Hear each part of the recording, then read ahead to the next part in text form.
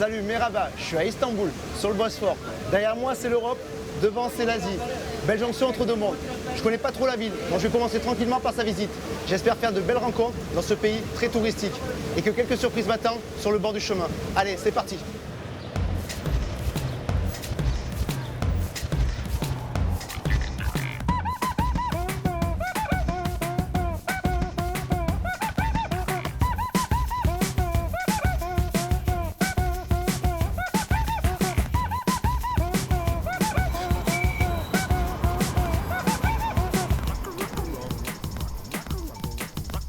Je vais faire un tour dans quelques lieux emblématiques d'Istanbul.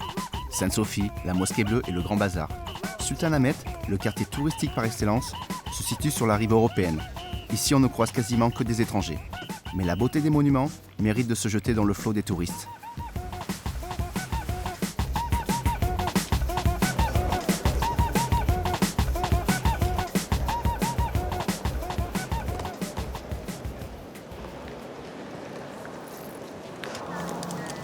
En passant par Istanbul, j'étais obligé de venir visiter Sainte-Sophie, qui est l'un des plus gros spots de la ville, avec sa copine la Mosquée Bleue qui est juste à côté.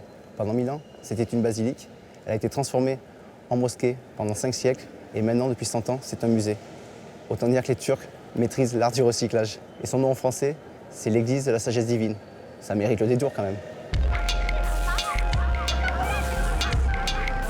Pour passer de Sainte-Sophie à la Mosquée Bleue, il suffit de traverser le parc de Sultanahmet.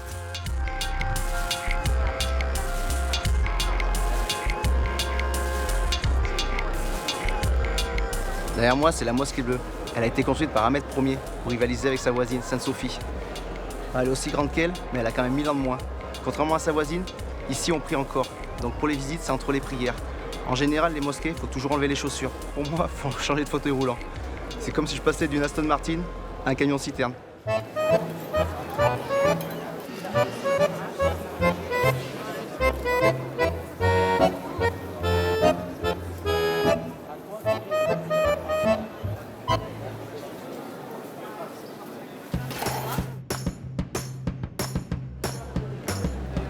À Istanbul, c'est un peu rock'n'roll pour les personnes en fauteuil roulant. Les trottoirs sont défoncés, il y a plein de côtes, il y a des pavés super irréguliers. C'est un peu comme Chefchaouen au Maroc ou La Paz en Bolivie. Je continue ma petite visite pour aller voir un autre classique, le Grand Bazar. C'est une visite incontournable à Istanbul. Comme son nom l'indique, on y trouve de tout. Des bijouteries, des agents de change, des tapis, des souvenirs en tout genre, pas mal de contrefaçons et surtout beaucoup de touristes.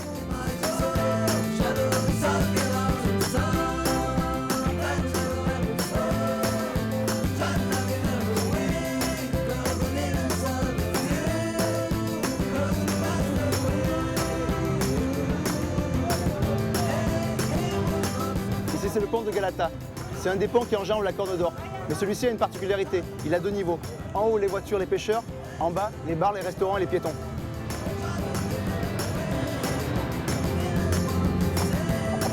Ici, c'est du street fishing. On est sur un pont et tout le monde pêche. Il y a même des magasins ambulants. Nice to meet you, Cengiz. Enchanté, Cengiz. Enchanté. You Toi, tu fishing. pêches. Ok. Toi? Oui. Bah, Jenny, je crois que c'est le patron du shop. Il vend des cannes à pêche, il vend des hameçons, il vend des appâts. C'est une boutique. Moi, la dernière fois que j'ai pêché, c'était à la dynamite. Tonight. Ce soir, tu vas Big pêcher fish de gros tonight. poissons? Jenny's, c'est mon pote.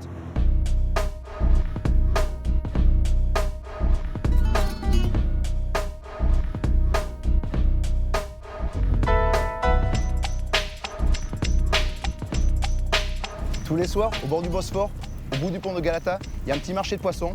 Les gens viennent, on sort les tables, on dépile les chaises. Il y a les petits vendeurs ambulants qui font griller le poisson et c'est super sympa.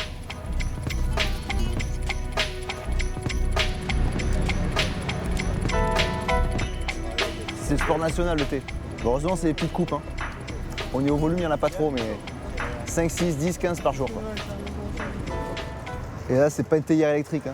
C'est un samovar au feu de bois. C'est typiquement ici qu'on trouve ça.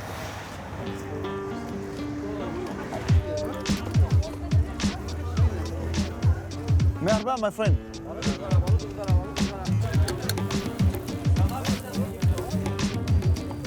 Une pincée de sel. Citron. Super.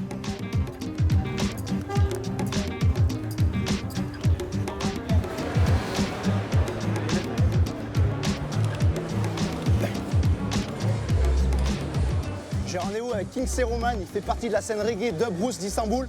Ce soir, il y a un concert au Masque et il m'a dit de passer. Thank you so much. Merci Kingsley Roman de m'avoir invité au concert. Ça fait longtemps que tu manages le groupe Come Again? Non, pas très longtemps. Je fais la promotion de DJ et de groupes de reggae à Istanbul. C'est une grande ville, mais la scène reggae n'est pas si grande que ça. On essaie de faire quelque chose. Tu sais, en ce moment, nous sommes en guerre avec la Syrie. Ouais. Et le reggae devrait en parler. Jour après jour, le reggae se développe à Istanbul? Oui, vraiment. On se développe. Merci pour tout, King.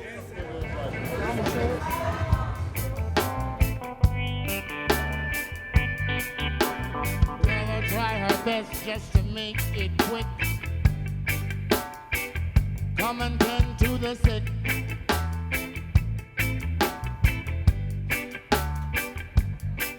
Night nurse, my God, only you alone can quench the shadow.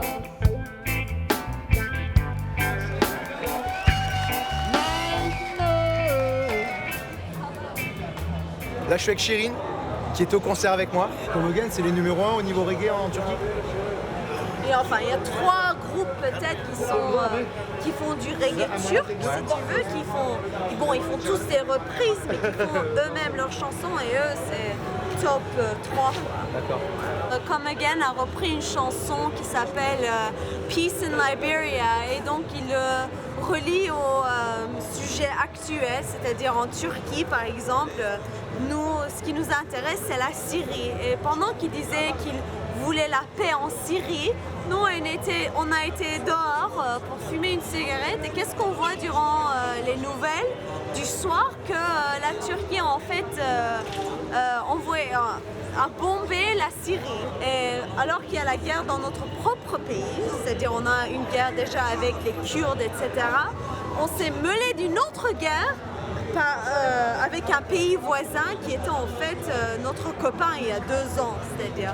Et maintenant on est dans la guerre et c'est tellement ironique et c'est tellement triste que quelque chose comme ça se passe. Ben, je te remercie. I saw the concert.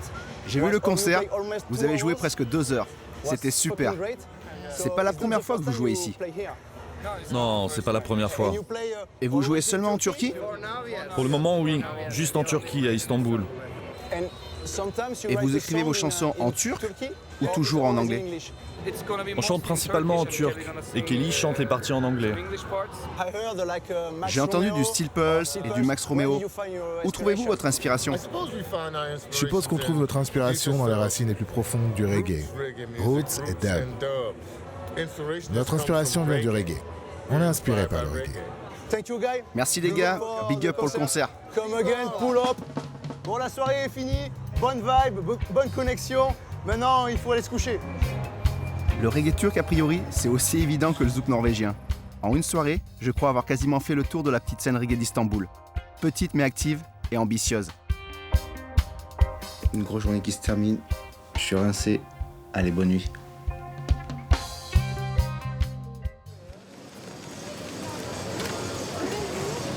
Je suis dans la rue des musiciens à Istanbul et j'ai rendez-vous avec Ahmet qui vient de Cappadoce, qui est francophone. Salut Ahmet. Salut. Tu vas bien? Je vais bien, merci. Mon ami Salut, Emin, qui est percussionniste, D'accord. un des plus grands percussionnistes d'Istanbul. Et il tient aussi la boutique qui est là. Il tient la boutique qui est là et tous les joueurs de percussion d'Istanbul, les joueurs professionnels, viennent chez lui.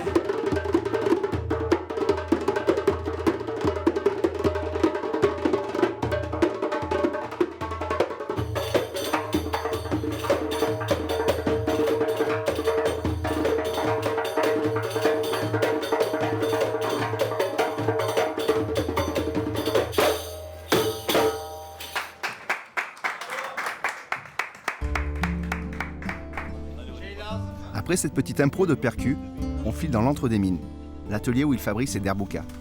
Hoppa. Ça va? Super pour moi. Tamam. On est au deuxième. Ouais.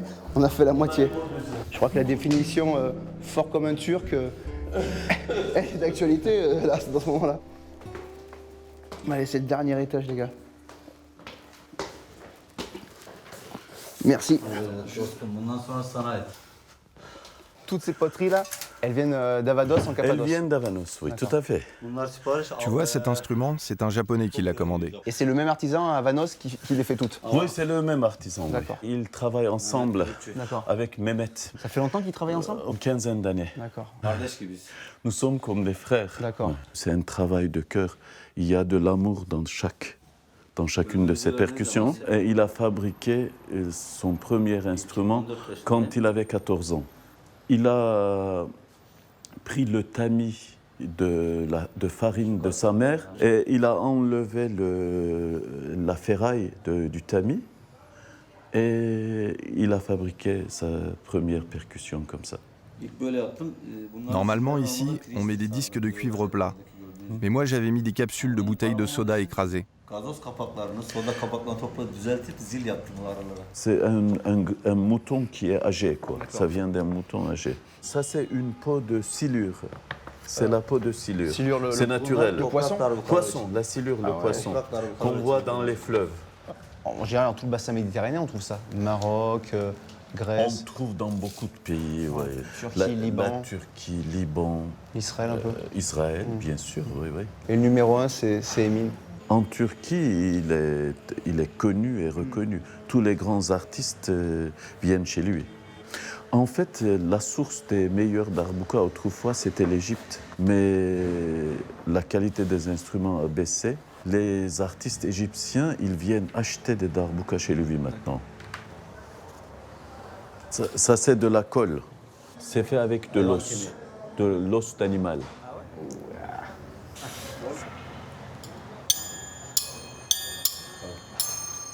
C'est fait avec un marteau artisanalement, oui.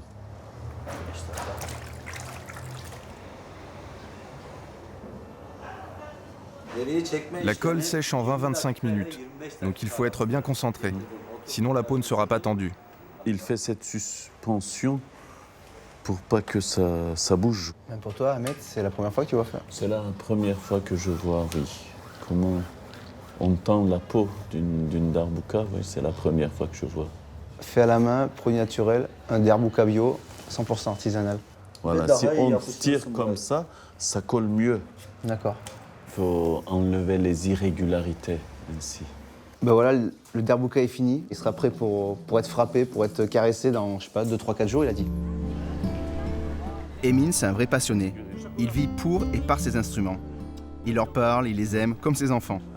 Et ça le rend touchant.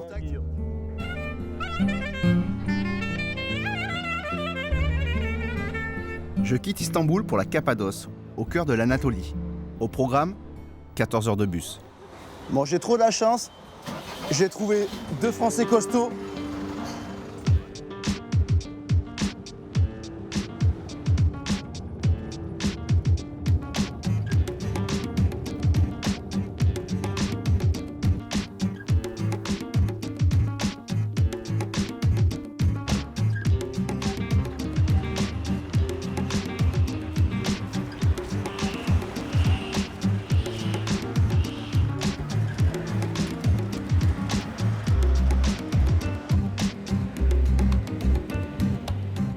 Voilà, arrivé à bon port, après 14 heures de bus très physique, je suis à Avanos, dans la pension familiale Kirkit, tenue par Osman, qui est le cousin de Hamet, mon ami d'Istanbul. Salut Osman. Salut Guillaume, bienvenue. Merci encore de m'avoir invité. Ouais, vous êtes dans un bel endroit ici. Hein? Ouais, c'est des vieilles maisons ottomanes qu'on a retapées d'architecture cappadocien. C'est d'ailleurs une des plus anciennes pensions de la Cappadoce. Alors voir Mehmet, le potier qui travaille avec Emin d'Istanbul. Ouais, c'est parti.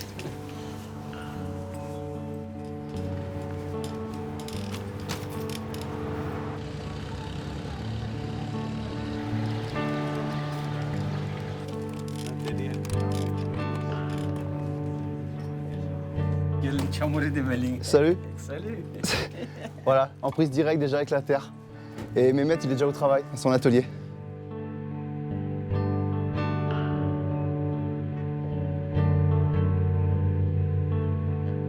Mehmet, c'est un des meilleurs potiers d'Avanos? Dans son génération, il est un des meilleurs potiers d'Avanos. Et d'ailleurs, il n'y a pas beaucoup de gens qui produisent aussi des instruments. D'accord. Ils font seulement les pots. Ouais, la particularité de Mehmet, c'est des instruments aussi. Des derbouka. Des derbouka, des oudous. Et maintenant, on va aller à la source de la poterie. On va aller chercher la terre entre la rivière et la montagne. Alors, il faut que ça soit comme ça, là, avec le temps.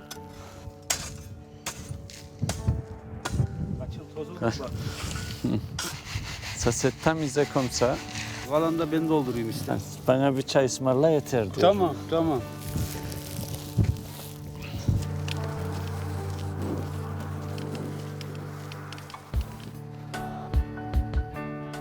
Notre sort de la terre. La terre qu'on a rapportée est trop grasse. Il faut la mélanger avec une terre spéciale, de la terre volcanique blanche. Là, on mélange bien avec la terre qui est en dessous.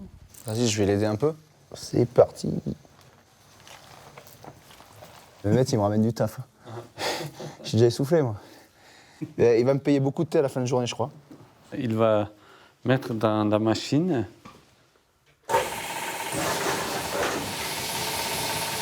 Il faut faire passer au moins 2 ou 3 fois pour avoir une bonne qualité de la terre. Ça, c'est à toi qui a fait ça. Şimdi çayı hak ettin işte bak çay oldu. Alors, t'as mérité le thé. Cool. Merci. C'est un professionnel qui a dit ça. Il a dit que j'ai fait du bon boulot.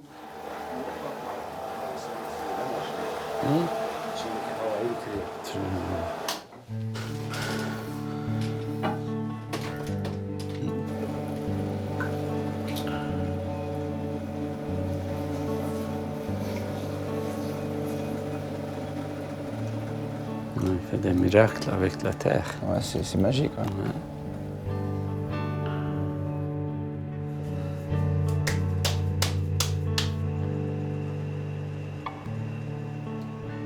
C'est fou comme il va vite. Ouais, en moins de 20 secondes déjà, il a donné la forme du derbouka. Ça, c'est la finesse des doigts et l'habitude en même temps. Savoir, c'est ça. Ouais, c'est magique. En 20 secondes, il part d'un morceau de terre et il donne une forme. C'est complètement fou, quoi.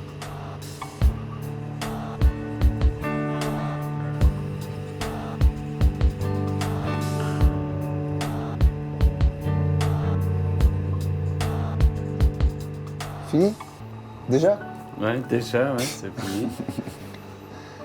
Forcément, l'incontournable chai de la ville à la montagne, chez le potier, chez les pêcheurs, ça se finit ou ça se commence toujours par un chai. En plus, celui-là, je suis assez fier parce que j'ai bien mérité. J'avais dealé ça avec Mehmet à la carrière. Il m'a dit si tu m'aides, je te paye en chai. On peut pas refuser une offre comme ça.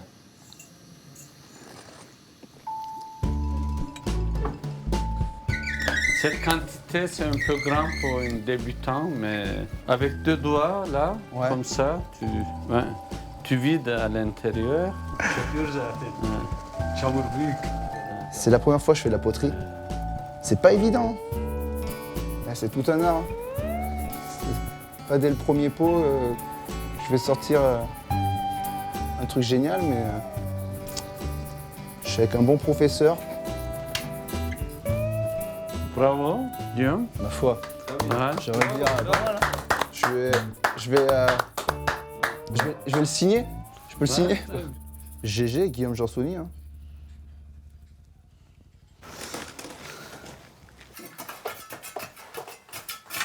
Donc chaque fois qu'il met des derbouka au four, il fabrique une porte. Oui, c'est nécessaire parce que à l'intérieur, la température soit entre 750 et 900 degrés.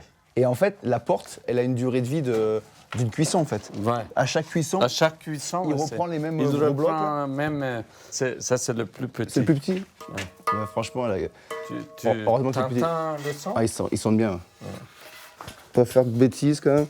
Ce serait dommage de fracturer un derbouka qui est resté 5 jours dans un four. Parfait, nickel. Donc entre la fabrication, le séchage et la cuisson, faut quasiment entre 10 et 15 jours, 15 jours pour faire un derboka. Mehmet a fini son travail. Maintenant, c'est Emine qui prend le relais, où il posera la peau sur le derboka. Et là, c'est de l'artisanat, mais je pense qu'on est plus près de l'art que de l'artisanat. L'eau, la terre, le feu. Bon, mon aventure avec Mehmet est terminée. Elle a commencé au bord de la carrière, en cherchant de la terre. Je suis passé par son atelier, par le four et le séchoir, et elle finit devant sa boutique. Merci encore Mehmet pour tout. Un sacré artiste, le sang de la terre. Merci encore. Mehmet, c'est un mec en or, un amoureux de la terre, qui sait la faire chanter avec ses mains. Je suis très fier de l'avoir eu comme prof de poterie. Il est 5h30 du matin et je suis là, je me suis levé tôt ce matin, très tôt, pour faire un tour de ballon de montgolfière au-dessus de la Cappadoce.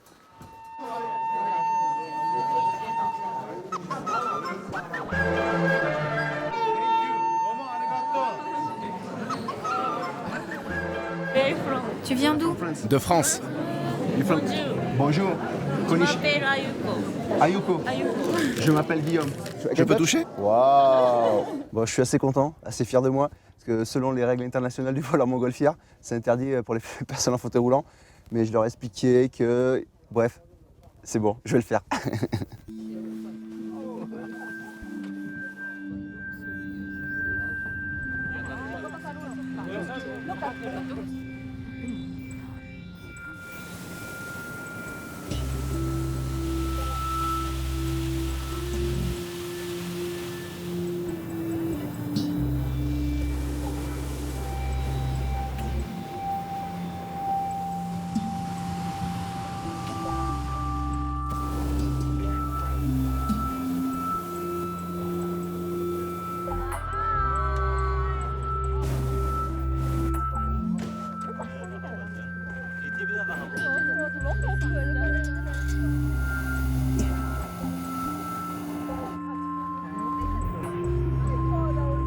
La meilleure façon de découvrir la Cappadoce est le vol en montgolfière.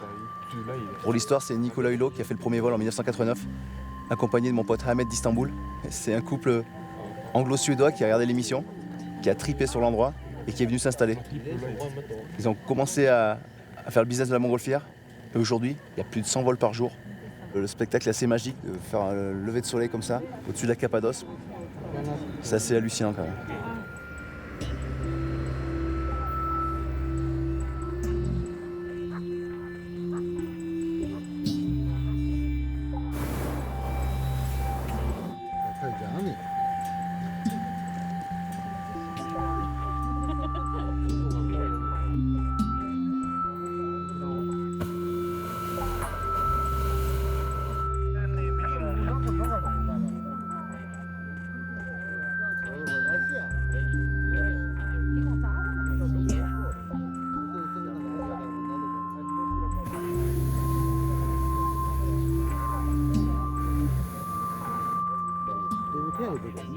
Bon, effectivement, Nicolas Hulot m'a devancé de 25 ans sur le plan de la Cappadoce en montgolfière. Mais une fois dans ma vie, j'ai devancé Nicolas Hulot. C'était en 1996 à Madagascar. J'ai fait les Tsink en ULM avant lui. 6 mois dans la tirée de Nicolas, quand même. Photo? Photo. Dans mon dos, c'est Arturo, c'est le pilote de la montgolfière. Et si aujourd'hui je suis dans la montgolfière, c'est grâce à lui. Il s'est porté garant, il a dit c'est bon, c'est moi le pilote, c'est moi qui commande. Et je veux voler avec lui, il n'y a pas de problème, même s'il est en fauteuil roulant, il n'y a pas de souci. C'est un Espagnol, c'est un bon gars et merci encore Arturo. La Cappadoce, c'est l'endroit au monde où il y a le plus de montgolfières tous les jours. 300 jours par an, ça vole ici. Bon, évidemment, ça crée beaucoup d'emplois, mais la vie des locaux est partagée entre la manne financière que ça rapporte et la modification de leur milieu naturel. Quand vous imaginez que c'est 4 à 5 véhicules par montgolfière tous les jours, c'est quasiment 500 véhicules tous les jours qui tournent ici, entre les 4x4 qui amènent les nacelles, les minibus qui amènent les touristes. Donc évidemment, un gros impact sur la nature.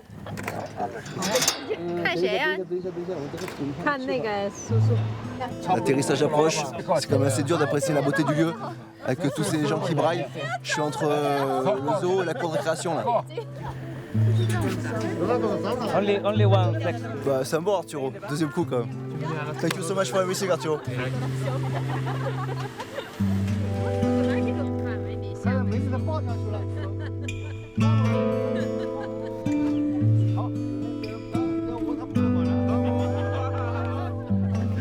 Forcément, c'est le show à touristes. Donc ça commence au réfectoire avec un petit déj et ça finit par un pot d'honneur. Ils vont se sabrer de champagne.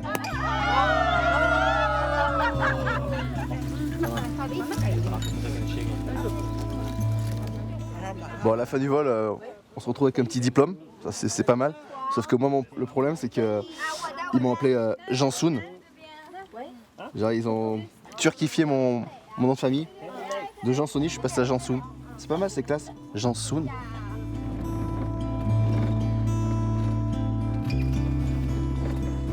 En Cappadoce, il y a une grande tradition viticole. Je vais voir des vignerons qui terminent les vendanges. Ça va. Ça, c'est un cépage, le nom, le sang du chèvre. Le sein du chèvre? Ouais, à cause de la forme. D'accord. Ça, c'est un cépage pour faire du bon vin. D'accord. Encore? Il faut arrêter. Ah, une belle grappe encore. Ouais. En Turquie, il y a pas mal de gens qui pratiquent l'islam. Et c'est pas mal interprété le rapport avec donc l'alcool et la religion?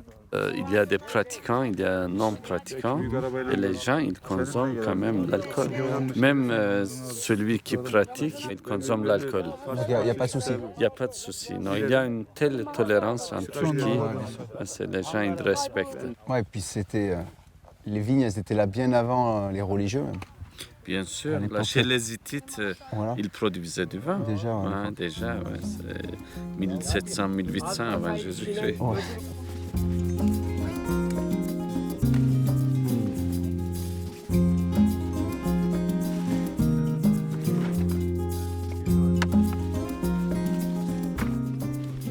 Bon, je leur donne un petit coup de main vite fait. Il m'est arrivé de faire les vendanges il y a longtemps, chez mon grand-père, en Dordogne. Mais c'était il y a très longtemps. Very good. Kurutusmu. Ce qui est très bon ça. Bon, j'arrête de manger parce que je fais que ça. Je suis ici pour bosser quand même.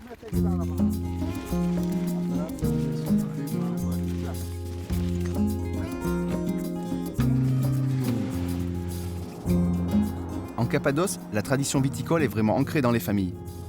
Ici, on fabrique son vin à la maison.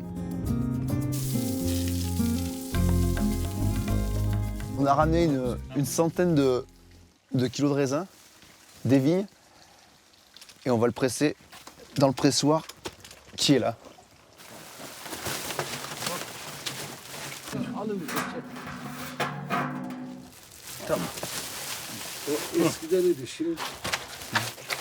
Je suis déçu, je ne pourrais pas vous aider. T'as vu, j'ai même participé aux tâches, mais là, l'écraser avec les pieds, ça va pas être possible pour moi. Alors, la fermentation est terminée. Il a fait il y a 35-40 jours. Chérifé.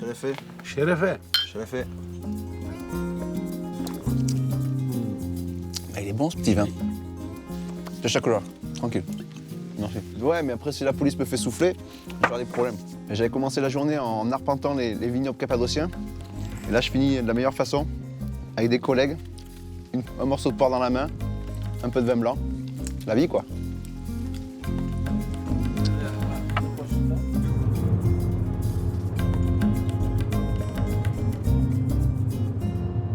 Ben voilà, c'est la fin de mon périple en Cappadoce. Merci Osman pour toutes ces belles visites. On était très contents. Peut-être à la prochaine fois, tu serais toujours bienvenu chez nous. Ça roule. À bientôt Osman. Ciao. À bientôt. Au revoir.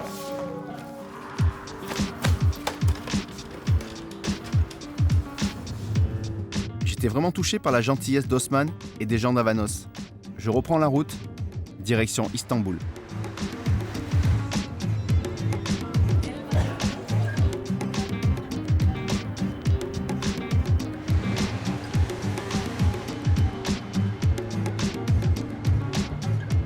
J'ai rendez-vous avec Sébastien, qui est un écrivain historien français qui vit en Turquie depuis de nombreuses années et qui va me proposer une petite visite dans un marché emblématique de la ville d'Istanbul. Il est là, et comme par hasard, il boit un thé. Salut Sébastien. Comment vas-tu? En pleine forme et toi? Tu as bien trouvé? Nickel. Là, on va rentrer dans le vieux quartier de Tarlabaşı en fait, qui est un un quartier important d'Istanbul maintenant, un quartier qui a une très très belle histoire. Alors c'est très très chouette, c'est un endroit où les Stambouliotes aiment beaucoup venir le dimanche matin justement pour ce marché qui est assez fabuleux, donc on va y rentrer doucement. J'ai entendu qu'il y avait certaines parties de Stambouliotes qui n'osaient pas venir ici. C'est un quartier qui a un peu une mauvaise réputation en fait, c'est un peu le quartier des mauvais garçons. On croit qu'il y a de la drogue, il y a de la prostitution, bon mais c'est pas complètement vrai non plus. Et c'est un peu le quartier de la plaque tournante pour l'immigration un petit peu. Donc on se retrouve là, on habite ici parce que les loyers sont pas chers du tout. Et en même temps, ce qui est fascinant, c'est qu'on est vraiment à quelques minutes à pied de la grande place de Taksim où tu as dû aller. Ouais. Donc qui est vraiment le cœur vibrant de l'Istanbul moderne. Un produit aussi qui est très très turc et qui est fantastique, c'est la grenade, tu vois. C'est pas merveilleux ça? Super bon. Ouais. Hein? Une livre et demie le kilo, c'est rien du tout. C'est bon. C'est très bon, chef. Je prends tout. Tout. C'est pas la classe, ça? Fais attention. Là, la plupart des poissons, ils viennent d'où? Mer Noire, Méditerranée? La mer Noire et certaines parties du Bosphore. Mais c'est surtout la mer Noire. Tu le vois, Kara, Denise. Kara, c'est noir, Denise, c'est la mer Noire. Alors tu sais, en turc, les noms des poissons de mer, ça vient des noms grecs. Et les noms des poissons de rivière, c'est des noms turcs. Parce que tout simplement, les Turcs viennent des terres, si tu veux, viennent d'Anatolie. Et quand ils sont arrivés à la mer, ils ont vu les poissons de la mer, mais ils ont pris le nom que les Grecs leur donnaient parce qu'ils étaient là avant. Alors là, on va quitter le marché doucement. C'était un quartier grec, en fait, jusque dans les années 50-60. Et un quartier arménien aussi. C'était le quartier, ce qu'on appelle en Turquie les minorités. Donc c'est souvent des minorités chrétiennes. Et puis tous ces gens ont été obligés de partir dans les années 60 et 70. Donc les appartements et les immeubles ont été vidés. Et maintenant, c'est réoccupé par les réfugiés de l'Est. Voilà. Mais il y a tout un programme de rénovation. Et tu vois une partie de ces maisons qui sont abandonnées ou restaurées petit à petit. Donc tout à l'heure, je te disais que c'était un quartier complètement différent au cœur de la ville, en fait. Et on le voit vraiment dans ce genre d'endroit. Parce qu'il y a des immeubles qui sont complètement abandonnés, d'autres qui sont squattés par des Kurdes. Bon, il y a beaucoup de Kurdes ici, hein, il y a beaucoup de populations de l'Est de la Turquie. Et c'est des quartiers qui sont très très vivants, que moi j'aime beaucoup, qui ont beaucoup de charme. Il y a une identité très très forte ici, tu vois ce que je veux dire? Et c'est parti! Et voilà! Hop là! Merci! Et c'est un empilement d'immigration en fait ici, donc c'est un quartier ultra populaire. Et comme je te le disais tout à l'heure, on est vraiment à un quart d'heure à pied de la... Des quartiers entre guillemets riches, du moins la place centrale où il y a toutes les belles boutiques et tout ça, quoi. Oui, j'ai vu par endroits, ils essaient de réhabiliter le quartier. J'ai vu des grandes plaques de fer devant des immeubles vides. Alors c'est une bonne question parce que ce sont des grands projets de réhabilitation en fait de certains quartiers, donc des quartiers dits populaires et déshérités. Et je trouve que c'est complètement inapproprié finalement parce qu'ils ne restaurent pas mais ils détruisent. Et ce qu'ils veulent faire en fait c'est faire partir les gens d'ici pour faire venir ce qu'on appellerait une nouvelle bourgeoisie, des gens un peu plus fortunés. Et à mon avis ça va tuer complètement l'âme de ce quartier. Donc c'est toujours une question d'équilibre. Mais il faut savoir qu'Istanbul est une ville qui est en plein bouleversement architectural. Des quartiers entiers ont été détruits, ils essayent de reconstruire. Donc c'est ça que tu as dû voir tout à l'heure. Et je trouve que c'est un peu dommage parce que c'est tout un équilibre humain finalement ici qui fait la valeur de... Le cœur de la cité a appelé à disparaître. Et j'imagine les gens ils les envoient en périphérie ou en banlieue. C'est des gens qui ne vont pas pouvoir se payer les loyers de ces nouvelles maisons, ça c'est certain. Donc ils vont être obligés de quitter le centre-ville. Voilà. Et c'est des gens qui sont importants pour l'économie locale. Regarde, tu vois ce type-là qui ramasse les poubelles. Bon, il fait le travail que les services publics ne font pas.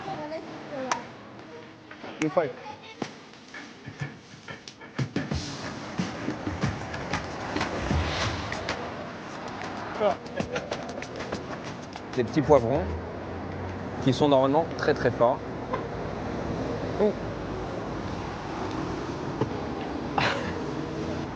C'est très fort, fais attention. Alors effectivement.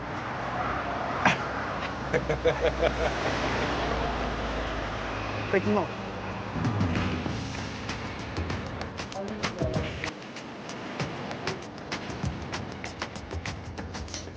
Je te dis à bientôt.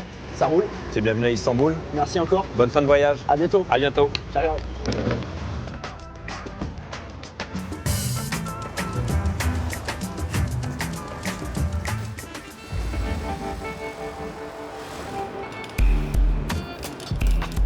je retourne dans le quartier de Tarlabashi le soir, histoire de voir si c'est vraiment un quartier de mauvais garçons.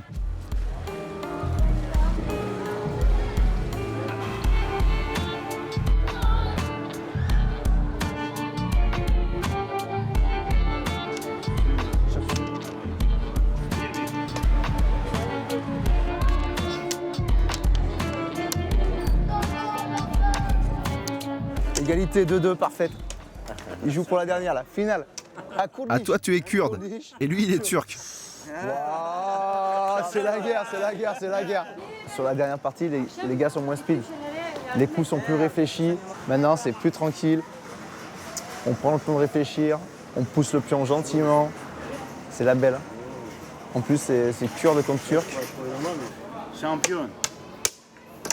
Kurdish. Bien joué, le kurde. Félicitations. À la prochaine fois pour toi.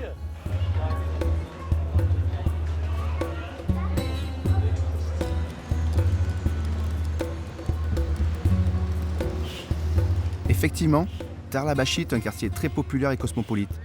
On peut s'y aventurer le soir sans problème, mais passé une certaine heure, les familles et les joueurs de dames abandonnent les trottoirs aux transsexuels et aux dealers. Historiquement, le quartier de Tarlabashi est le quartier des exclus, notamment pour la communauté trans. Salut, je m'appelle Guillaume. Eylem. Eylem Enchanté, Eylem. Enchanté. Je suis dans le centre LGBT d'Istanbul, qui est le centre lesbien, gay, bi et trans d'Istanbul. Et j'ai la chance qu'il y a Eylem qui est avec moi, qui parle français. Il y a une grosse communauté lesbienne, gay, bi et trans à Istanbul. Je peux dire 5000 trans à Istanbul, 10 000 trans dans toute la Turquie. La plupart des transsexuels vivent dans le quartier Tarlabashi qui est à côté. Les pauvres, les bohèmes, les étudiants, les transsexuels, les prostituées. Et Eylem, tu travailles dans quoi? Je suis traductrice. Je travaille dans une maison d'édition comme traductrice. C'est pas trop dur de trouver du travail quand on est trans ou travesti? C'est presque impossible. Il y a beaucoup de discrimination? Oui. La plupart des transsexuels font des prostitutions. 95% font prostitution. Ah ouais, c'est énorme. On voit plus en plus de problèmes, de maisons, des violences physiques. On tue parfois les transsexuels. Carrément. Oui, une fois par mois, je peux dire 2 fois par mois, on entend un assassinat. Assassinat de transsexuels. Et au sein du bureau LGBT, vous êtes nombreux? Chaque année, on devient plus nombreux. On gagne des volontaires. Je peux dire que la plupart de cette association ne sont pas transsexuels.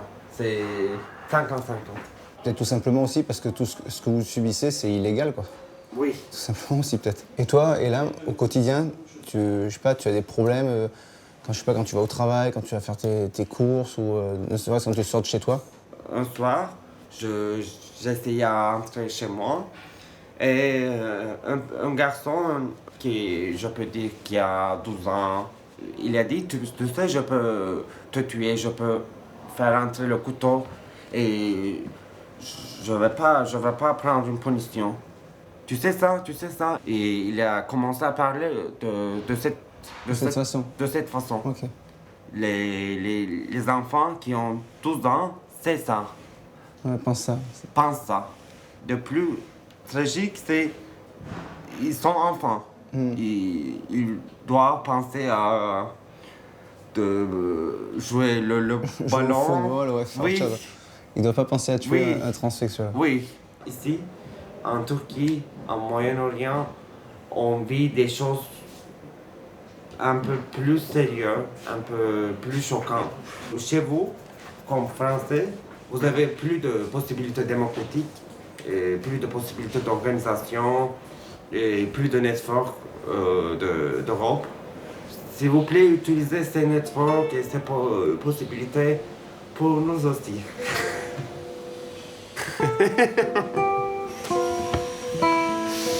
Ah, oui.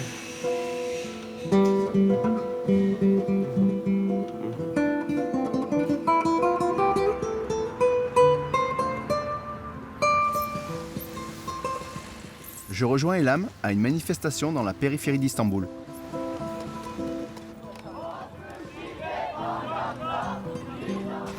Bon, je crois, d'après ce que j'ai compris, il y a eu une agression verbale dans ce quartier. Donc Elam, avec ses amis, reviennent ici pour manifester. Action, réaction. Dès qu'il se passe un truc de pas bien dans la ville ou dans la banlieue, ils reviennent tous ensemble pour manifester, quoi. C'est peace, c'est tranquille. Il y a les gens du quartier, il y a les enfants de tous les horizons, de tous les bords. Pas forcément que des trans. C'est une petite manifestation, assez bon enfant, mais malgré ça, les forces de l'ordre sont ici. Et ils sont aussi nombreux que les manifestants même. Vous criez quoi là? Il y a un mort des gens.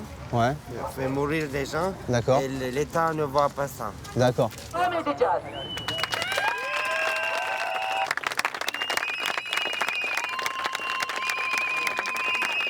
C'est ici qu'il y a eu une agression?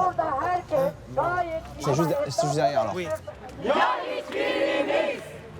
Je crois que les éléments perturbateurs sont sur le balcon là-haut et ça chambre pas mal ici.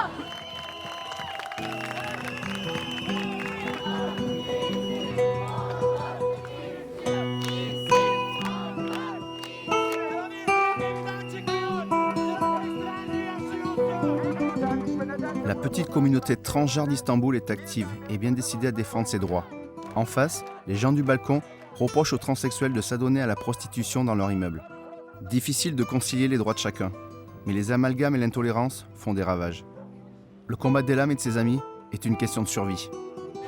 Voilà, la manifestation se disperse. Ils ont rendez-vous, même endroit, même heure la semaine prochaine. Le combat continue. Peace. À bientôt. Prends soin de toi. À bientôt. Ciao. Bye bye.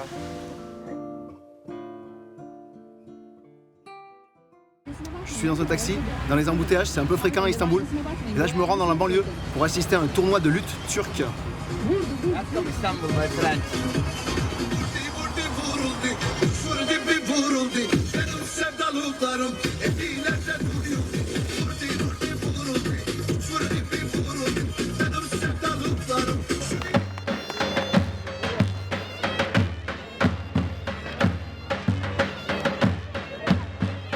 Je suis au fin fond de la banlieue d'Istanbul et là j'assiste à un combat de lutte à l'huile d'olive.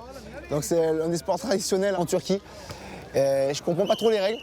A priori ça doit être toujours les mêmes règles. C'est poser les épaules à terre de son adversaire. Il y a du soleil, l'ambiance est bonne, tout le monde est sympa.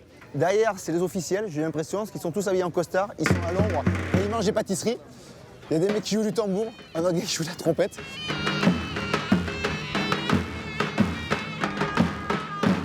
Les lutteurs portent une sorte de short pantacourt, en peau de buffle ou je sais pas, en peau de rhinocéros.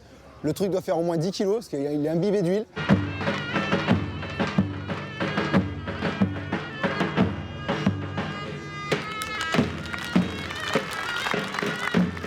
Le combat peut durer quelques secondes ou plusieurs minutes. L'arbitre, chaque fois qu'il siffle, c'est que des combattants sortent du terrain. Sinon, il siffle pas, il laisse durer. Et certains combats peuvent durer plus d'une demi-heure. Les sports traditionnels sont toujours un peu déroutants quand on n'en connaît pas les règles et les enjeux. Surtout quand il s'agit de gros poilus enduits d'huile qui se glissent la main dans la culotte. Je découvre cette lutte spécifiquement turque dont les origines remontent au XIVe siècle. La légende raconte que deux frères qui faisaient partie de l'armée du sultan engagèrent un combat près d'Edirne. Mais les deux lutteurs étant de force égale, le combat dura une journée et une nuit, au terme de laquelle les deux frères moururent d'épuisement. On les enterra sur place et plusieurs années après, une source jaillit à l'emplacement de leur tombe. 7 siècles plus tard, les Pehlivan, le nom donné aux lutteurs qui signifie héros en persan, s'affrontent toujours.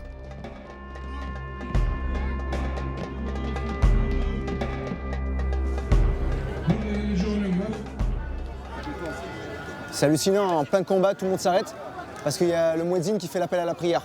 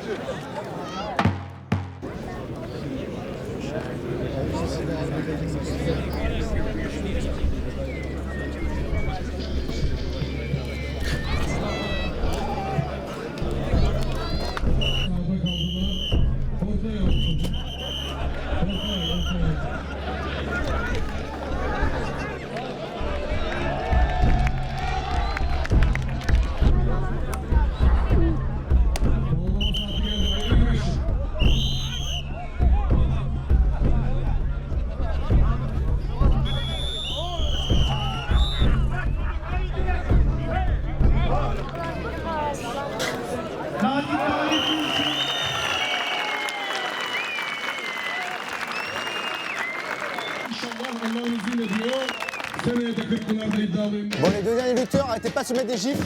Ça tournait à la comédie, limite du catch. Finalement, pour le grand, c'était une tragédie pour lui. Parce que c'est le petit gros qui a gagné. La lutte à l'huile d'olive est très populaire en Turquie. Les lutteurs sont considérés comme des stars, limite des demi-dieux. C'est l'hystérie, les gamins se jettent partout pour pouvoir les toucher, pour prendre les photos. Même les anciens font pareil. Le grand costaud qui se retrouve en finale a gagné le tournoi de Kirpinar, qui est le plus grand championnat de Turquie de lutte à l'huile d'olive, qui se passe à Edirne.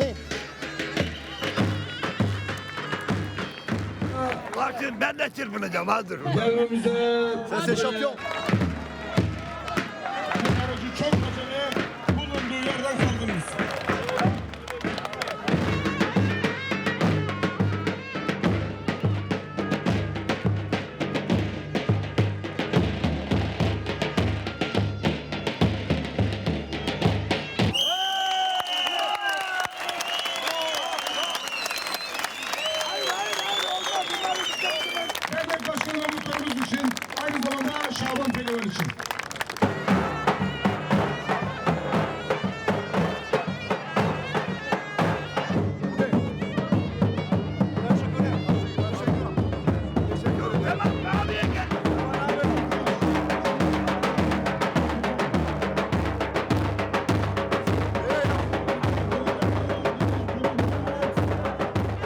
Il a la chance, le champion.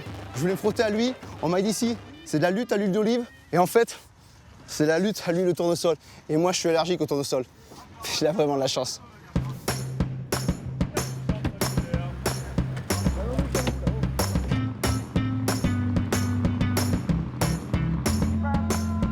J'arrive au bout de ce voyage.